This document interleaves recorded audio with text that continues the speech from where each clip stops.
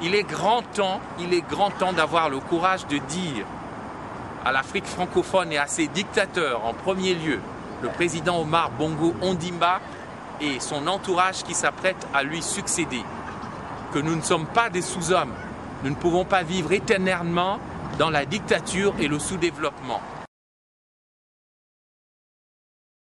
Nous demandons au président Sarkozy, nous demandons aux dirigeants européens d'avoir le courage de changer de politique en Afrique francophone. Nous ne sommes plus à l'époque de la guerre froide. Il s'agit maintenant d'inaugurer un nouveau cycle de relations entre l'Afrique et la France.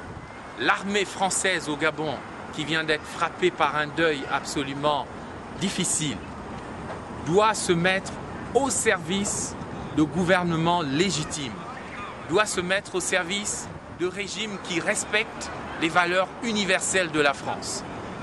Il n'est pas possible d'envoyer des forces spéciales au Gabon alors que ce n'est pas un pays en guerre. Il n'est pas possible de continuer à traumatiser les populations francophones en leur laissant penser que la grande armée française, l'armée de la libération, l'armée de la France éternelle, se met au service de régimes dictatoriaux, de régimes corrompus. La France et l'Europe peuvent nous aider à établir une nouvelle gouvernance en Afrique francophone. Sinon, dans tous les cas au Gabon, nous nous dirigeons vers une guerre civile et vers une ivoirisation de la société gabonaise. Nous proposons que véritablement la France, l'Europe, c'est-à-dire nos partenaires les plus proches, réfléchissent à la nouvelle relation qu'il faudrait établir entre l'ancien empire colonial et les anciennes puissances coloniales, afin que désormais les Africains n'aient pas l'impression qu'ils n'ont pas d'autre choix que d'émigrer massivement et venir créer des difficultés ici en Europe.